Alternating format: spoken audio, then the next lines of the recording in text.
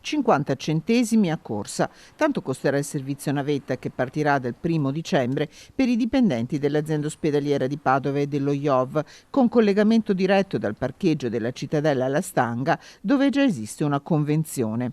6.000 i sanitari in servizio in un'area difficile da raggiungere, un aiuto all'ambiente, tempo vita restituito a chi perde molte ore alla ricerca di un posto per l'auto privata, realizzato grazie a un protocollo tra i sindacati, il Comune e Bus Italia. Si tratta di un servizio misto, al mattino ci sono delle corse a orario fisso che dal parcheggio della Stanga alla Cittadella collegano i due ospedali e sono corse a prenotazione attraverso la nostra app Quibus, mentre di sera, dopo le ore 20, gli utenti dell'ospedale avranno a disposizione uno dei bus del nostro servizio Quibus a prenotazione e quindi ad orario variabile. Il servizio sarà operativo tutti i giorni. Per accedere sarà necessaria la prenotazione tramite l'app Quibus Veneto. Fortunatamente siamo arrivati a un passo quasi dalla meta, perché dal 95 che abbiamo questo problema dei parcheggi per i dipendenti e per l'utenza della cittadinanza di Padova.